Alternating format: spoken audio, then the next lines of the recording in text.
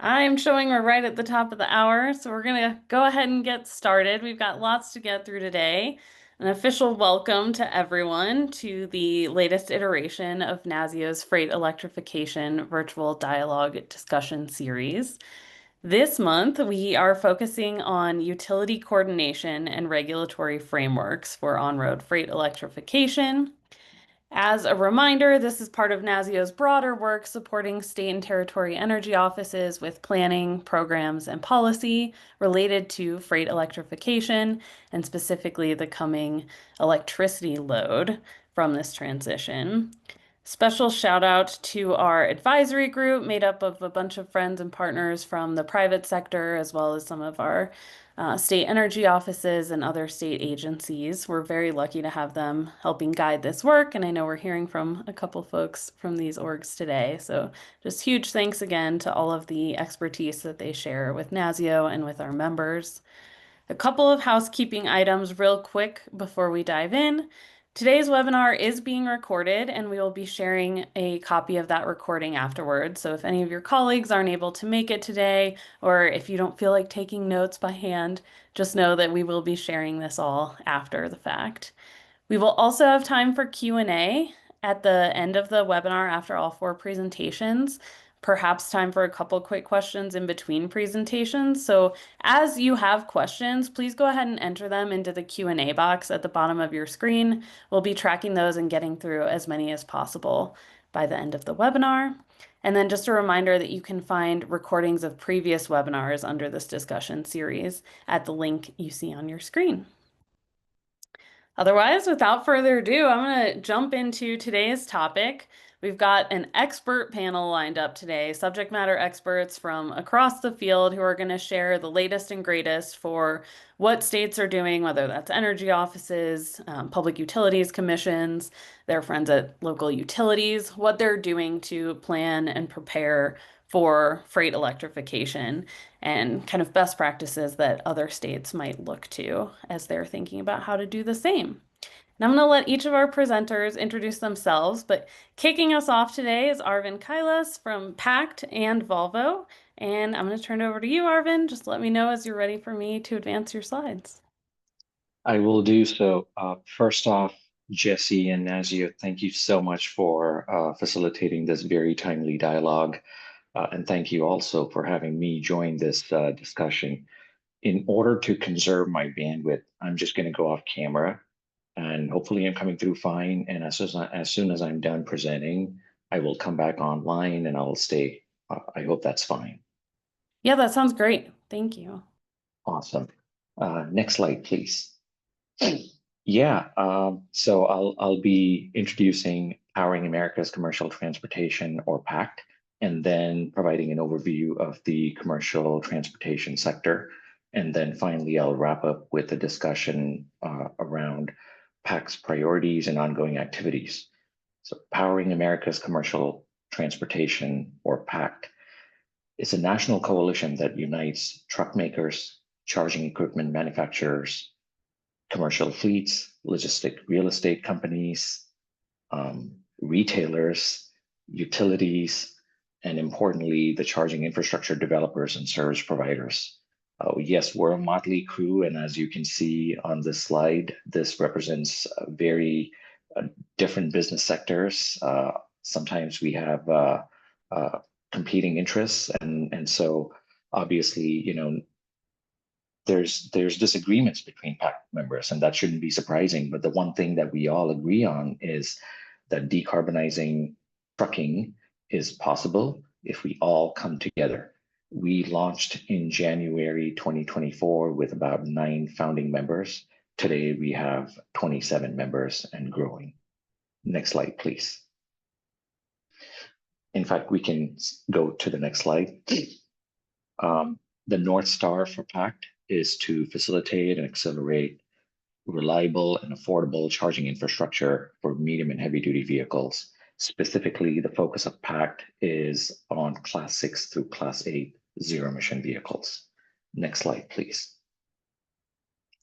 And one more. Yeah, thank you. So commercial vehicles are built to meet very diverse customer needs. And This leads to varied charging patterns across fleets. This diversity often clashes with uniform electricity tariffs and incentive programs that are often not tailored to commercial operations. Next slide. It's not uncommon for fleets to use the same truck across vastly different applications and duty cycles. For example, the drayage and distribution trucks operate in dense, oftentimes power-constrained areas. They require fast charging to support short and frequent trips. On the other side, you have long-haul trucks. They demand ultra-fast charging along highways, very different routes, very different drive times. And so that may necessitate megawatt charging systems to accommodate the sustained high-speed travel. Next slide, please. So just like there's no average truck, there is no average commercial fleet. Fleet electrification decisions are driven by vehicle use cases, cost of ownership, and operational needs. Charging must not disrupt business operations. I think that's really the mantra, and that's all what we're striving to achieve here.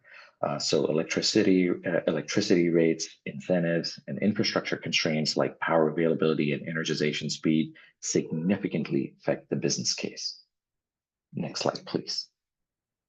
Next, we're going to review 3 types of charging infrastructure sites, if you will. Next slide. The first one is public charging hubs. Public charging hubs, as you can see, they enable, and I'm sure a lot of you have been to at least one, and I would say that a lot of them are presently concentrated in California, in fact, in Southern California. They enable a broad range of commercial vehicle users to electrify beyond return to base models. They often have high power charging, ranging from 350 kilowatts to 1 megawatts, and they have huge real estate, 2 to 10 plus acres.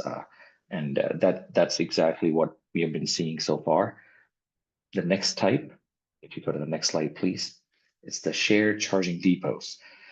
Now, they're a little bit different. They cater to high utilization fleets like delivery vans, rideshare, municipal vehicles, local, regional hauls, if you will, and they provide secure access to multiple 350 kilowatt chargers with predictable availability and operational control.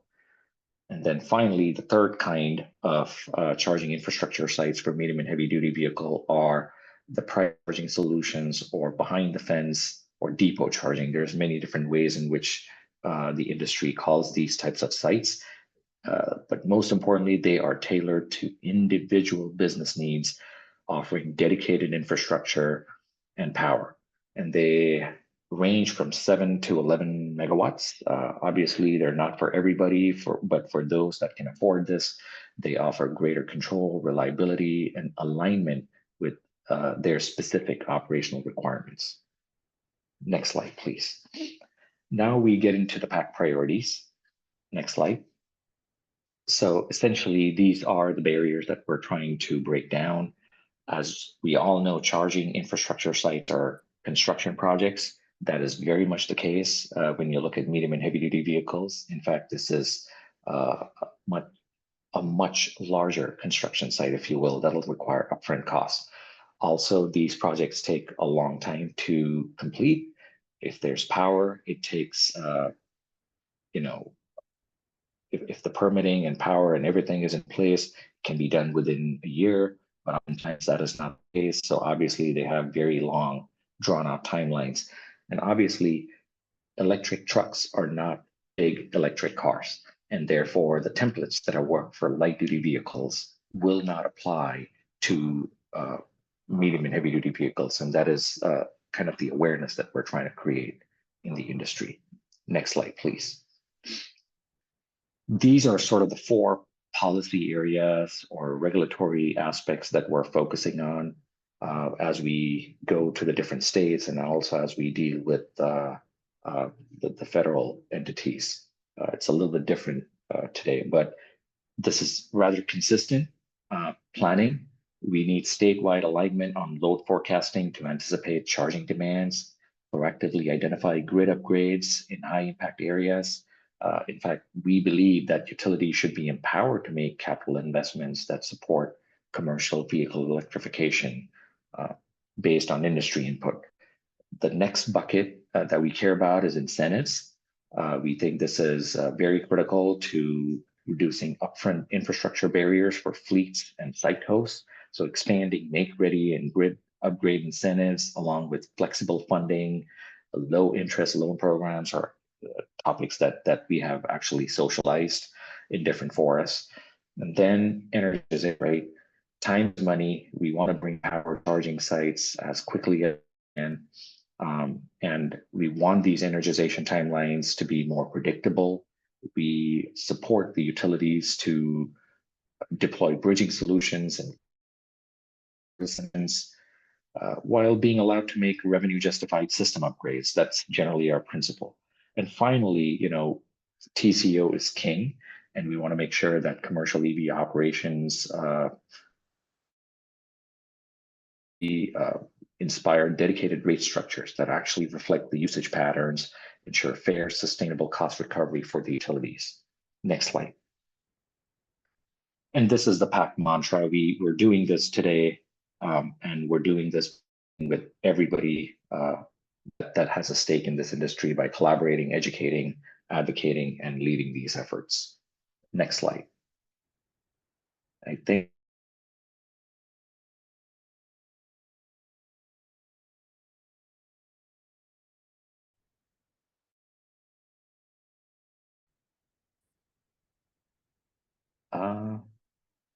I am not seeing it advance.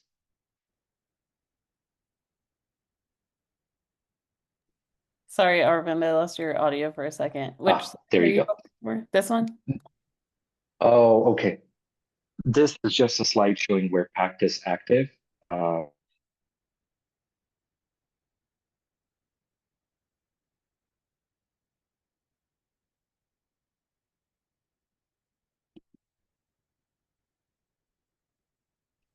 I had no idea what happened. I'm back. Can you guys hear me? Yes, we can hear you now.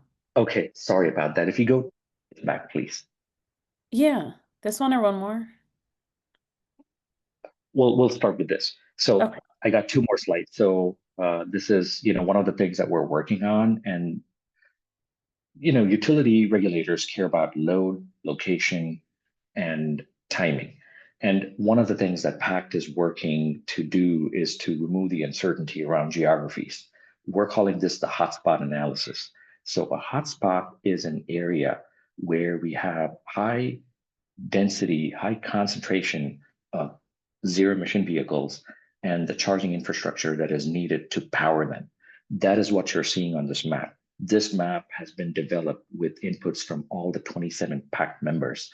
And as you can see where those red circles appear, they are the areas where today in the state of California, and again, we've done this for California, those are the areas where we're seeing the highest densities of deployments of class 6 through 8 zero emission vehicles and the charging infrastructure needed to support them. And if you zoom into that, and I know we're not going to be able to do it right now during this presentation, you will see that these hotspots are around, warehouses, around ports. In other words, they are popping up where there's physical infrastructure today that is not going to move. So our argument to the utility regulators and to all the state officials is that if you want to ever build out the grid proactively, pick these geographies within the utility service territory, because these regions have the lowest risk of stranded grid assets. So that's generally the takeaway from this slide. If you go to the next slide, please. This is another important topic that we're working on. And as you can see, it has the bridging strategies, and I'll kind of let you read what is there on the bridging strategies. But essentially, we're consistently urging the utility regulators to prioritize these types of solutions as a near-term strategy to accelerate fleet electrification, especially when permanent grid upgrades are underway. And a lot of these solutions are already standard utility practices, and that is something that we're again reminding the Utility Commission and the utilities, they do not require regulatory approval. For example, shifting load between feeders, temporary power, flexible and phased service connection, timed energization. These are just some of the ideas. We're also promulgating the ideas of the utilities being able to expand the use of portable assets like utility-owned transformers, substations, battery storage, you name it. Again, our focus is we want to really align the truck deliveries with powering the chargers so that we don't have stranded EVs. And then we have the last slide, please.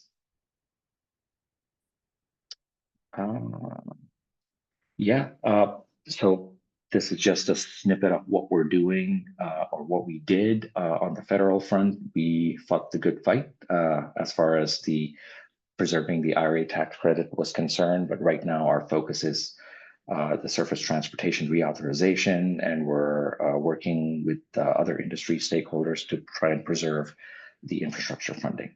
With that, I'll hand it back to you, Jessie. Sorry for the technical difficulty from my side, and sorry I went over by a couple of minutes. No worries. That was great. Thank you so much for setting that scene, Aravind. Really helpful. Just getting everyone on the same page. And as luck would have it, the one question I see in the chat is I think it was about your map of hotspots. Folks are curious if you have collaborated with EPRI and some of their e-roadmap work on that mapping exercise. So if you want to answer that quickly, otherwise we're going to go into EPRI. So maybe Catherine, you take it too. The short answer is yes. I think discussions are underway, and most recently at one of their advisory stakeholder meetings, I had the opportunity to share these ideas with Catherine and her colleagues, and I think say that we're gonna collaborate and make sure that this is not a duplicative. All right. Well, with that, I will turn it over to Catherine Stankin, who's joining us from EPRI and is going to tell us about a lot of the work that they've been doing in this area. Catherine, Great. Yeah, thanks to the NASEO team for inviting us here. So I'm Catherine Stankin. I'm a technical leader at EPRI, and we can go to the next slide. I wanted to just give two quick slides here on some additional context for the load that's coming. You heard from Aravind just all of their plans through PACT and the electrification, but I don't think we can speak about this topic enough, just given all what's in the news these days. But this slide is just on light duty load specifically, but it does help. I mean, we're talking about medium, heavy duty, and freight, right? But light duty is going to be a big load, and you could just see that here we've got a low ceiling and a high ceiling, and there are a lot of different forecasts in between, but I just kind of provided the boundaries. EPRI does our own forecasts, and they're included within these boundaries of the low and the high, but you don't see like who's here, but I've also included this is BNF, JD Power, IEAs, and MORS. So basically within that triangle between the gray bottom and the purple upper this is where people are predicting the EV load market share to go. So in 2035, whether it's 30% or whether it's 80%, which is a big gap. The point is that proactive planning is needed for the light duty side as well. And if we go to the next slide, for medium heavy duty, it's really the same thing. And these kind of, utilities plan for both at the same time, and they're actively looking at both here. So, and we only have 10 minutes here, but my point being here that, this is a medium forecast, and this is one of EPRI's forecasts here, but in 2035, EV market share could be about 10% in Class 8 tractor trucks, 44% for Class 8 or 4 to 8 vocational, and about 60% then maybe Class 2B or 3. But we're not seeing any delay in needing to plan. Let's just say that way. This takes time to plan for a lot of policies and processes. And so I'm going to share today some of what we're seeing around the country in terms of the planning that's happening. So let's go to the next slide. And then speaking of planning, so we have been just kind of tracking where this is taking place in maybe like 5 different bucket areas. So distribution and forecasting planning processes, supportive customer policies, some streamlined interconnection policies, things for interim power solutions and non-wires alternatives, and then utility workforce development and training programs. And so these are very much aligned exactly what Aravind was just saying there. But I'll just point out that it takes time to evaluate, modernize, and adopt all of these. And so I encourage all states to really dive into some of these different areas. But let's go to the next slide, and I'll run through each of them very briefly, and then we can get into it in the Q&A. In terms of the distribution and forecasting planning processes, we've got Emily on, who's going to talk all about California. They're doing really great work there in terms of the scenario planning and pending loads. So that's definitely some best practices and trends to look out for there. Not everything is final, but yeah, I'll stop there to not steal her thunder. Pacific Gas and Electric, they just actually did use our e-roadmap data in their general rate case to show some new capacity projects that are going to be needed and where that overlaps with TE loads. So that's starting to, we're starting to see more and more entities use that data set as just kind of a secondary set about like, this is what their forecasters have, doing their own due diligence. This is what they're seeing, but then also with what we've provided. And that was always the intent, that let's have a second, like let e-roadmap be kind of a secondary source to verify where we see some of the loads coming and give the utilities and the regulators that confidence. New York, I want to point this out because there was just in June an order that came out approving $636.2 million and 29 different infrastructure projects and cost recovery. Now, these were some urgent upgrade projects, and there are other states and some utilities out there that have proposed certain projects, but I think New York was great because of the speed which this happened and the fact that they also have kind of a long-term framework that they're working on as well. So New York, they also had kind of three different reasons why they wanted to move forward with some of the urgent upgrades. And then there were 4 different criteria in approving what was those 29 infrastructure projects. So I won't get into the detail, but I can put a link in the chat there if you want to read more about the New York order. But lots of great things, coming out of that just urgent upgrade projects. And then now also with the long-term framework. In Minnesota, they also there's just a commission meeting around this phase 1 of their proactive distribution upgrade framework, and just the framework here. But phase 2, I'll just point out that this will include some aspects of cost recovery as well and flexible interconnection and what the utilities should be required to do around that. So not just the projects in the build, but cost recovery too in New York and Minnesota, and also in California there. The Arizona, I just wanted to mention that it's not just the IOUs doing a lot of work in this sector, but also co-ops and munis also actively looking at proactive investment strategies, thinking strategically. And SRP, they've done a really great job with looking at a lot of different aspects of EV load coming. In their distribution enablement strategy, they've got a lot that they're doing on hosting capacity work. And hopefully in the next, even by 2028, aiming to get to kind of real-time capacity maps and to provide that for their customers. So more to come there with SRP for sure. And then just to flag that Colorado, Illinois, and more, there's a lot happening there. There's been legislation that's passed in some states that have now resulted in then new dockets within some of the states. And in Illinois, they're unfolding a multi-year grid proceeding, which talks about a lot of the different ways to do distribution and forecasting planning, also Flex Connect, also cost recovery, also a lot more there. So stay tuned for some outcomes within Colorado and Illinois. Let's go to the next slide. Supportive customer policies. This could include things such as fleet advisory services, but make-ready programs, active and passive managed charging programs. There's so much to talk about here, and I'm running out of time already. So with New Jersey, I'll just flag that there were some, the medium heavy-duty EV plans. The commission then said that there were a certain minimum filing requirements that needed to be applied to these plans. And so I encourage you to take a look at some of what those could be, specifically because they do provide incentives for not just public charging stations, but private medium heavy duty charging stations that are along freight corridors and that are impacting or closely connected to either an overburdened municipality or an overburdened community. And this is the first time that I've seen anything like this. There are a lot of utilities that have make-ready programs, but specifically what New Jersey was looking at for these as the requirements for the filings, I think is starting to become a best practice here.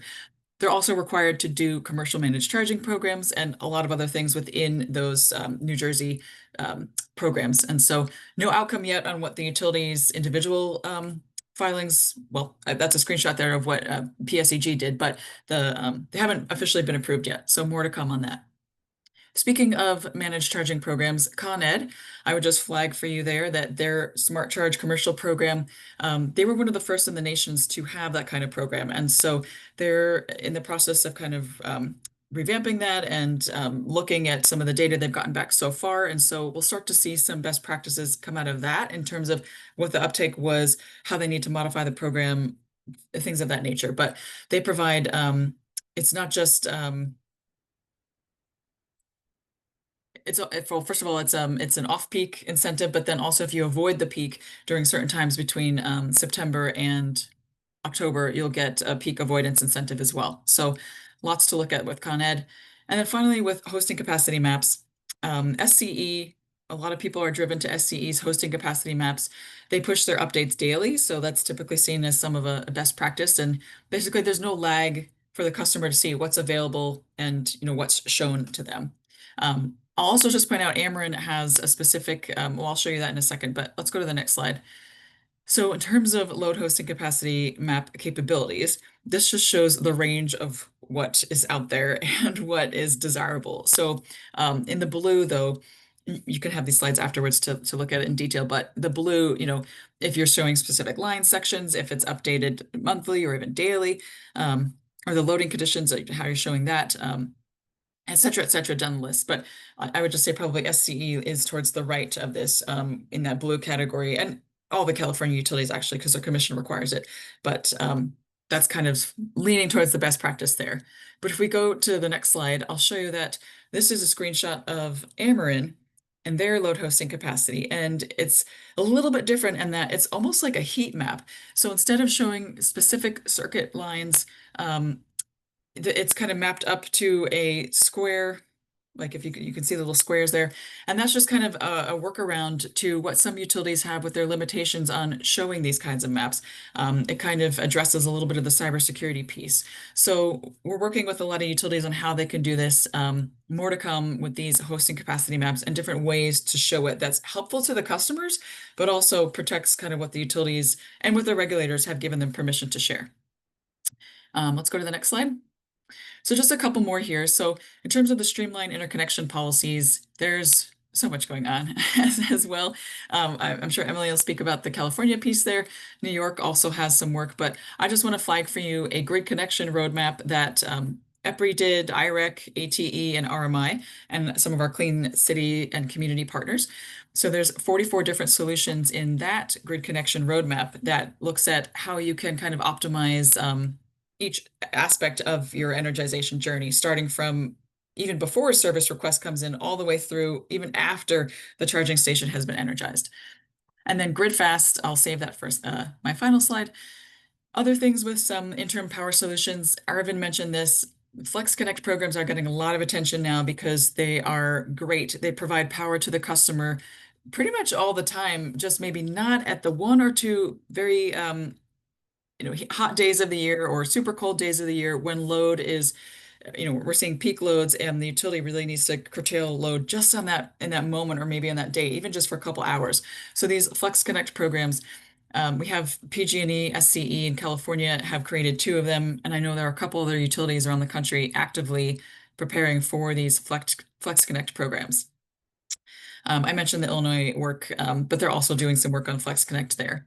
And then finally, with utility workforce development and training programs, I'm running out of time, but I'll just flag that Michigan is doing some work there. So we can get to that in the Q&A. Next slide. We can skip this one because I'll just get to talk about grid fast. So let's go to the next slide.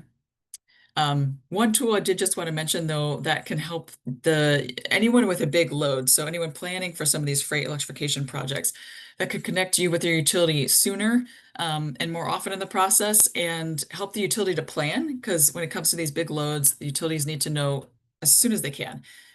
So the Grid Fast is a tool that EPRI is working on now. It'll be live in September 15th. So if to the extent that you're working on freight electrification planning and you've got certain sites, I encourage you to take a look at this tool because you can enter in your project.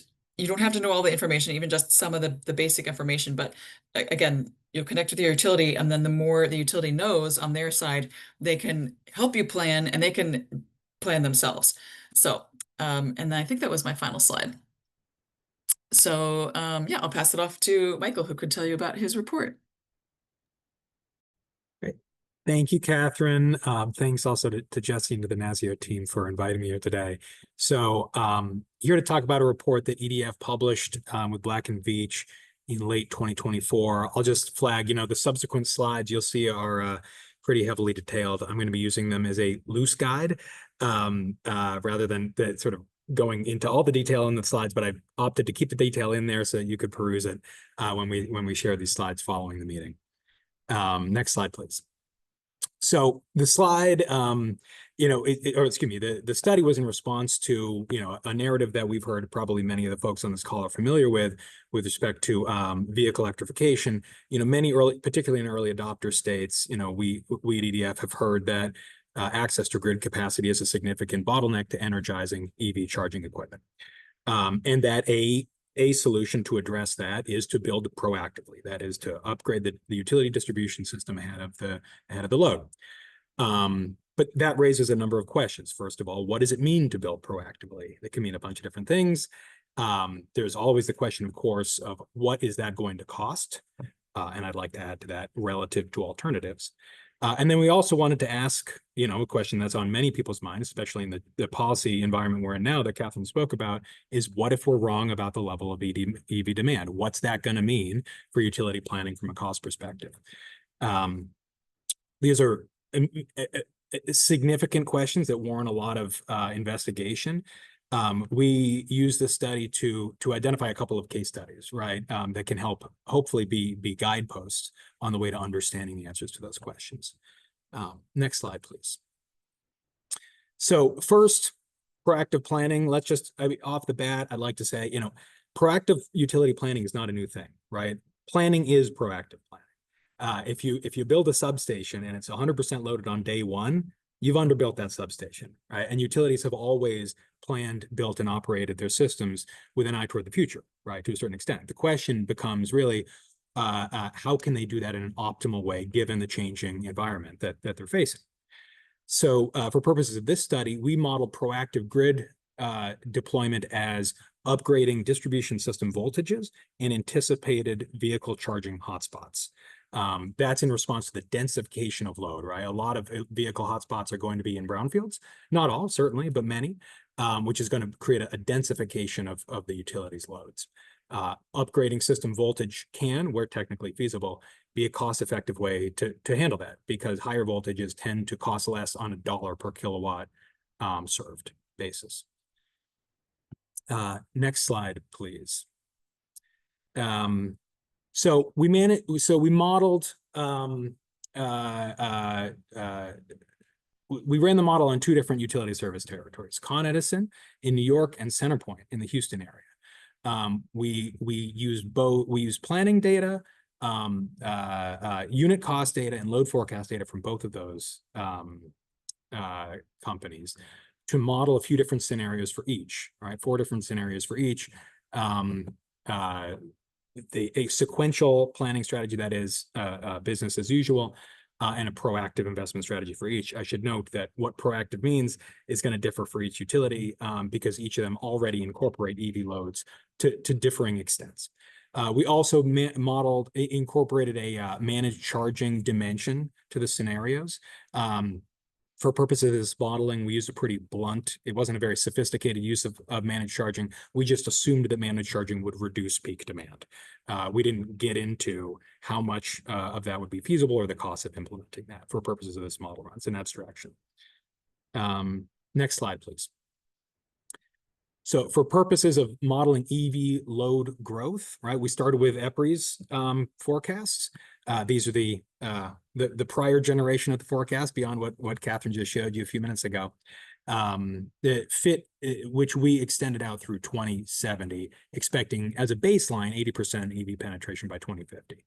We also ran 4 different sensitivities against that baseline, ranging from a 25% scenario, that's a significant slower level of EV adoption up to only 60% penetration by mid-century, to a significantly faster scenario, 400%, which is a steeper curve and a higher final penetration. Next slide, please. All right.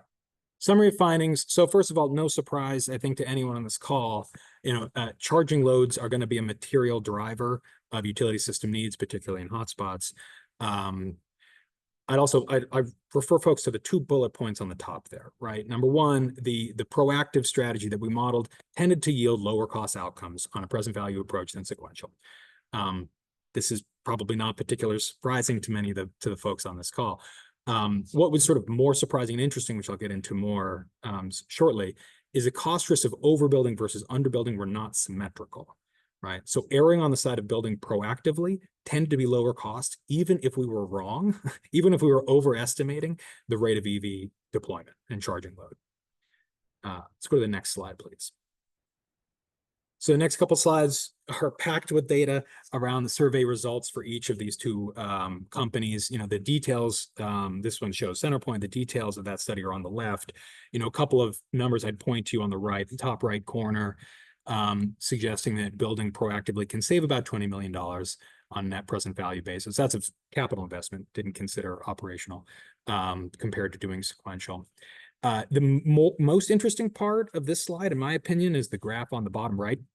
The yellow bars, yellow-orange, are showing the net present value costs of building sequentially. And the blue show you the net present value costs of building proactively. You'll see that for every sensitivity scenario we modeled, going all proactive was cheaper than going all sequential. That is all business as usual. You'll notice that there are some scenarios, right? There's a little orange bar there. If we're optimizing for cost, right? The optimal mix of sequential and proactive will sometimes include some sequential, right? And in these model runs, it did in every scenario, would include some sequential build out. But if you had to err on the side of all sequential or all proactive, it's cheaper to err on the side of all proactive. Next slide, please. This study, similar for Con Edison. The big difference you see in that chart on the right, of course, the cost optimal mix of sequential and proactive for Con Edison, much more weighted towards sequential.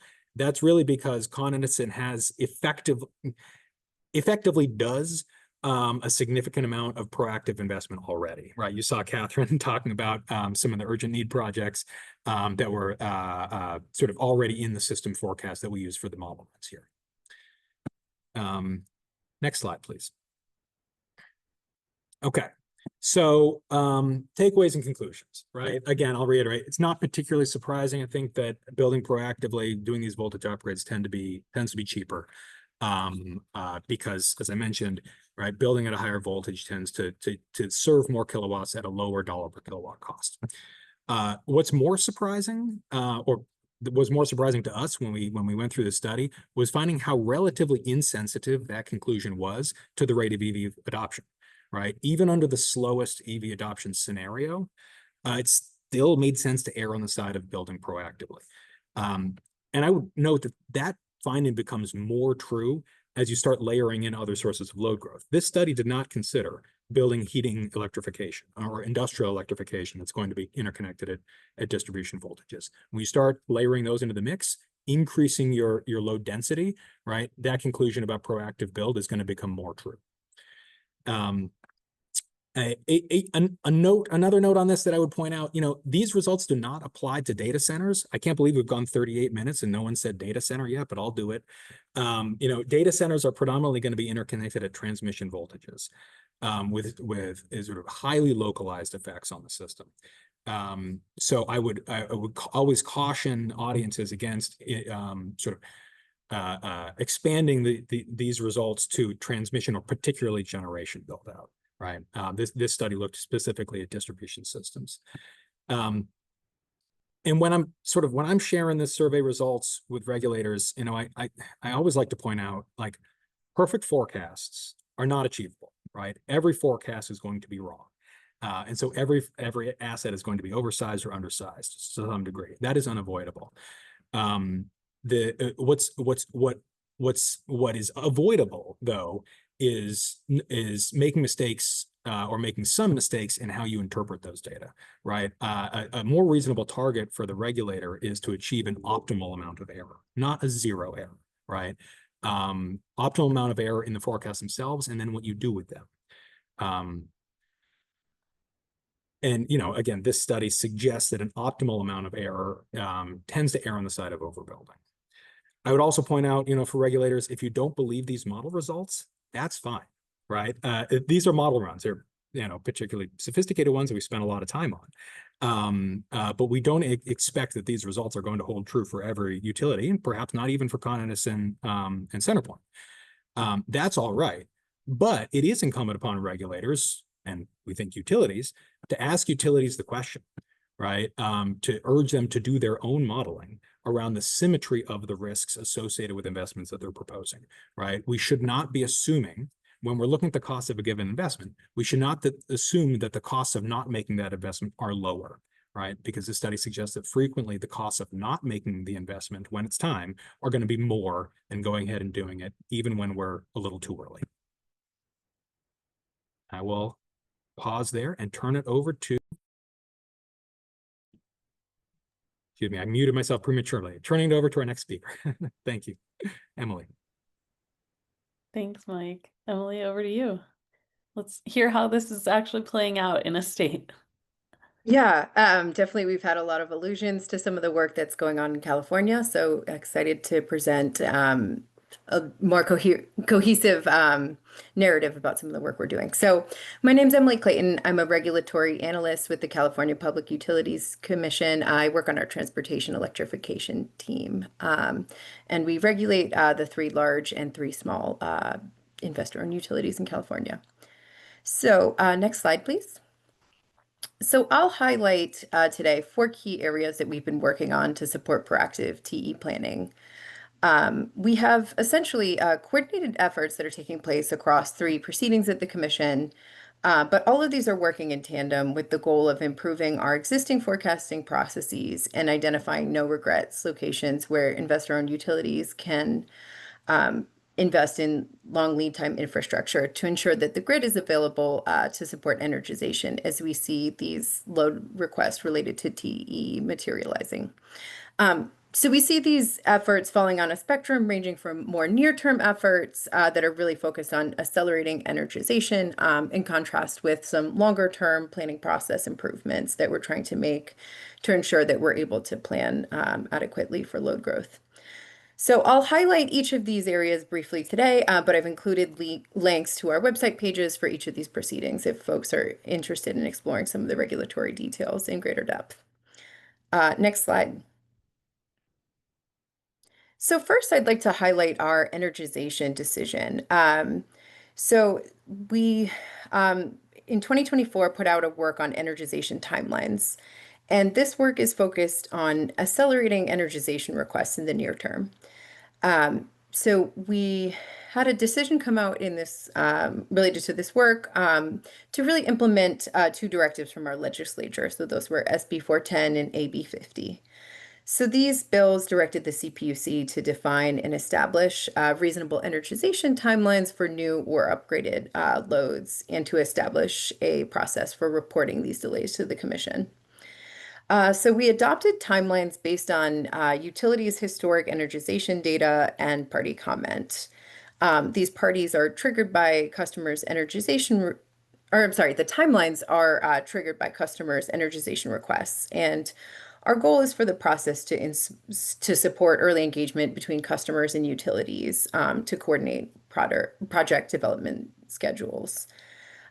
We expect that by establishing these guidelines, it will provide more transparency to the process, both in terms of understanding the amount of time that certain actions will take, but also in establishing clear roles and responsibilities throughout the process. So these timelines apply to the steps of the energization process for all of our major IOUs within the state and for all types of loads, so not just TE. Next up on the next slide, if we could, I'll highlight some of our work on flexible service connections. So we've already had some of this come up on the call today, but these are bridge to wire solutions for customers who are unable to receive a fully requested capacity within the time frame that is needed for them. So IOUs under the scenario are able to offer customers what's termed a limited load profile. So this would outline certain load limits that customers need to adhere to. So depending on the location, this could be either during certain times of the day or certain times of the year where we have distribution constraints. But would allow customers to receive up to the total capacity requested at other times. So as mentioned, we have 2 IOUs that are currently actively piloting this approach. PG&E has its Flex Connect pilot and SCE has a load control management systems pilot. So this work is split across 2 proceedings within the Commission. So in our energization proceeding, we're looking at predetermined limited load profiles that are based on capacity constraints. So this is a more simplistic approach, but the goal is really for us to identify some quick wins to be able to scale some of these pilot approaches and give customers more timely access to capacity. In contrast, our high DER proceeding is looking longer term, and they're trying to provide direction to the IOUs on more complex scenarios that might involve more dynamic load profiles. So this could include using DERMS, for example, to send day-ahead load limits to customers rather than having static or predetermined load profiles. So we look forward to having more results in those proceedings on this work in the future. Next slide, please. So I'll quickly highlight some of the work that's taking place within our high DER proceeding. So this proceeding is certainly ongoing and very active at the moment, but it has established a decision that came out in 2024, established some guidelines to support, or excuse me, some frameworks to support distribution planning in advance of new growth. So the first of these is known loads. So in California, we have our California Energy Commission produces an annual forecast known as the Integrated Energy Policy Report. So in recent years, we've seen with TE or other types of load growth that we're getting requests that sometimes exceed the IPR loads that are allocated to certain locations. So our recent decision allows known loads or these customer requests to exceed the IPR forecast as the IOUs are required to serve these loads. Second up, this decision established a framework known as pending loads. So this is still being approved, so a little hard to speak to at this moment. But the goal here is to improve load disaggregation for that midterm time frame by including general information about quantity and location of expected loads prior to an IOU receiving a formal request for service. Some of the potential things that could feed into this are quite varied and certainly vary in terms of the amount of certainty of those loads materializing. But just to highlight some of the sources that have been proposed by the IOUs in their recent request, it could include things like customer pre-applications, city or county development plans, or third-party assessments. For example, EPRI's EVs to scale work, freight corridor assessments, or potentially other third-party assessments. And then lastly, we'll also be calling for the IOUs to implement scenario planning as part of the distribution planning process.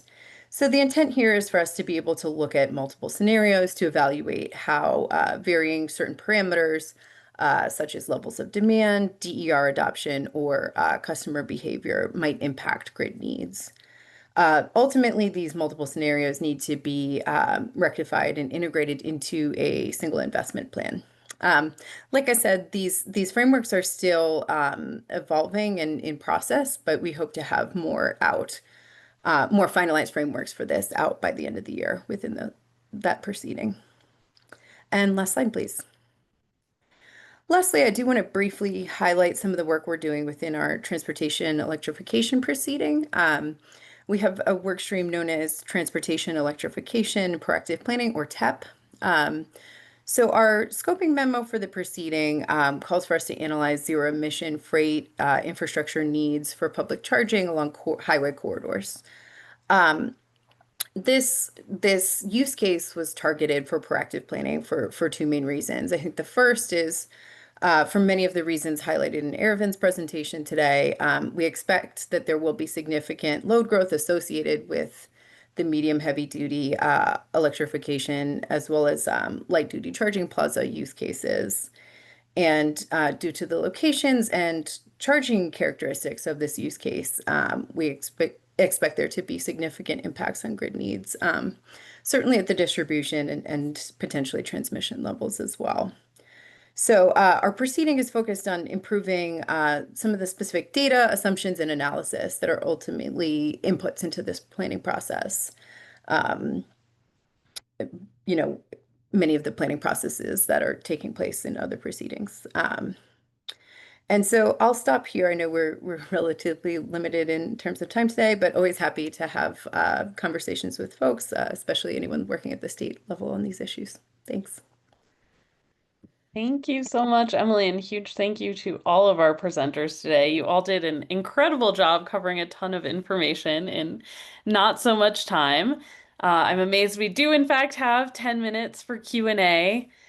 Go ahead and enter any questions that you have into the Q&A box, or if you'd prefer to ask it out loud, feel free to go ahead and use the raise hand feature, and I will figure out how to unmute you.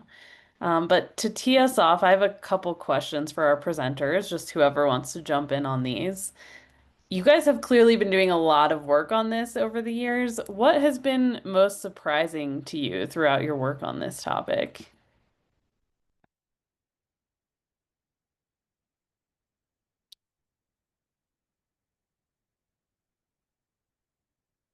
Anything come to mind?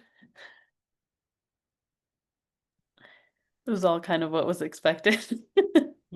Well, I was hesitating. I mean, honestly, the biggest surprise is one that you just heard me talk about, which which was, even if we're quite wrong about how fast EVs are coming online from a distribution planning perspective, well, if you shift, right, the construction date or the in-service date of a utility asset by a few years, one direction or another, it doesn't have as much impact on customers' bottom line costs as I would have expected, assuming you're going to build that asset anyway, right? And when it comes to EVs, we're still very much of an expectation that it's a what not if proposition, right? So, there's still a lot of value in deferring capital assets where you can through things like load management.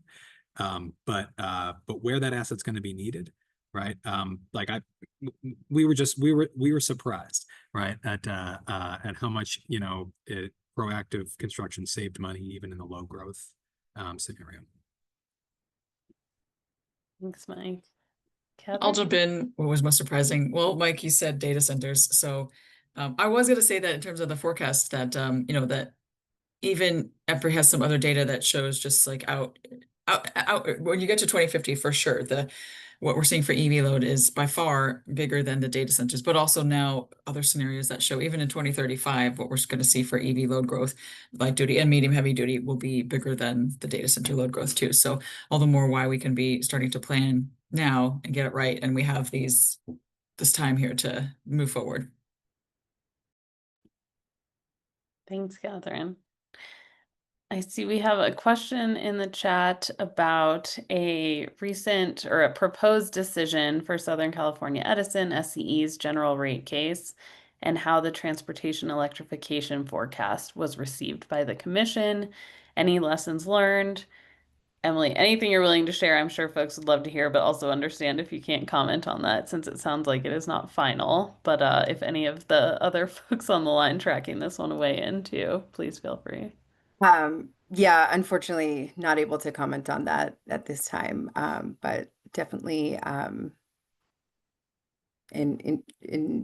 interesting one to continue to follow, and we should have a proposed decision out soon on that. Thank you. As far as other questions, maybe another hot topic on folks' minds, it's no secret that we've seen some pretty big changes, particularly at the federal level, and some impacting state policies as well recently.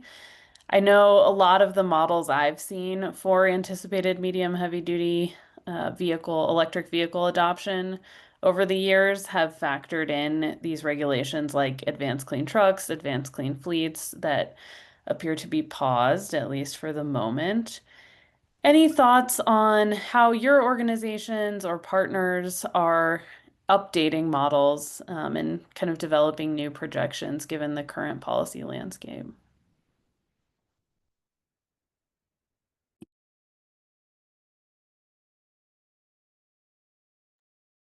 I'll get the ball rolling. So I'll tell you, I'll wear two hats. One is the Volvo Group hat, and the other one is the PACT hat.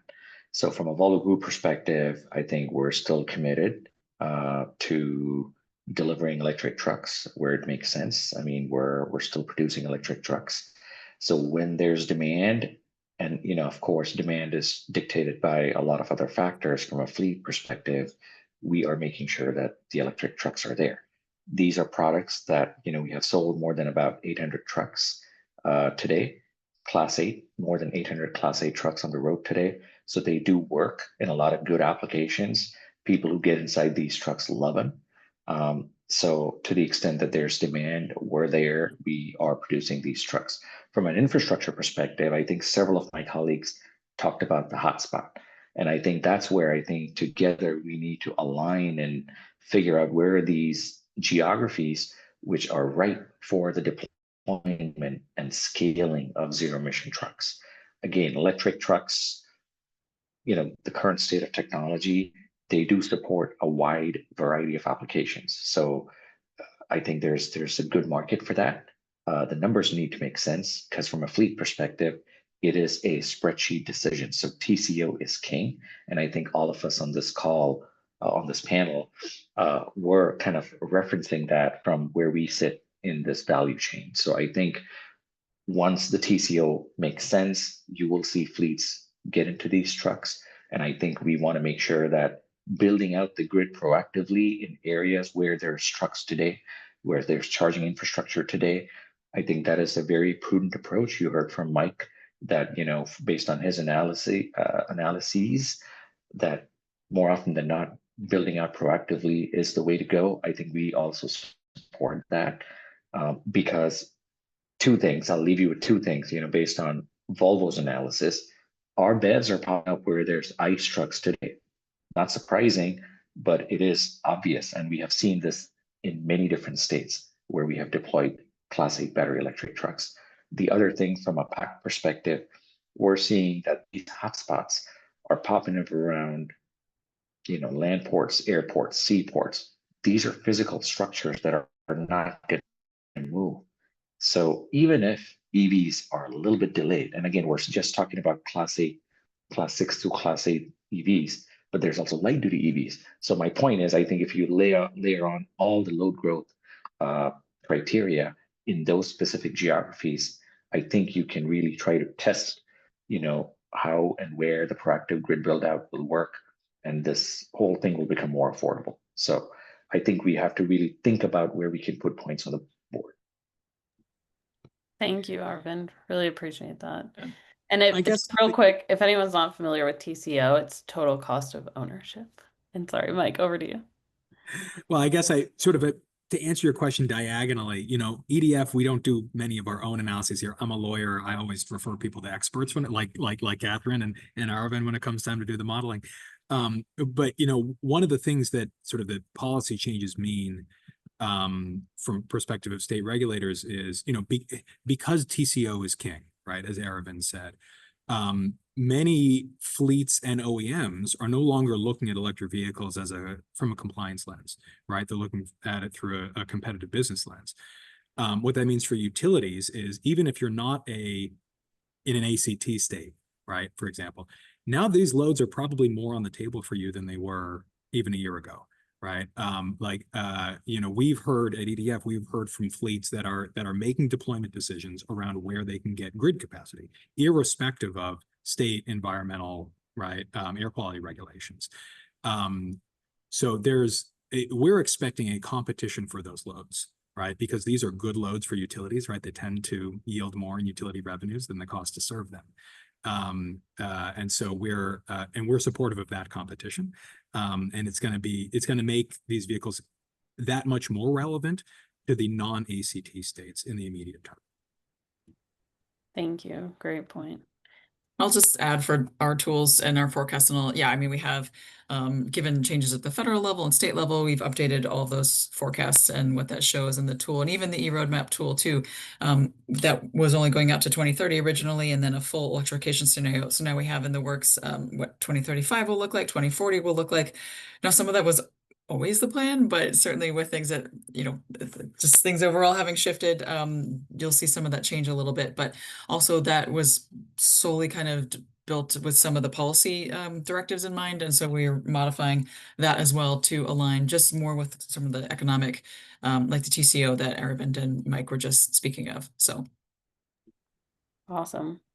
Thank you. Somehow our hour has already flown by. So I just want to say thank you to everyone for being on, and a huge thank you again to our presenters for sharing your expertise and your time today. For the states on the call, I'm sure if you have additional questions, the folks on the screen would be happy to connect with you offline. And like I said up front, we'll share a recording of this webinar as well as the slides following this call so that you can dive into the details at your leisure. Otherwise, I think that'll wrap us up today. Thanks again to everyone, and we'll talk to you soon.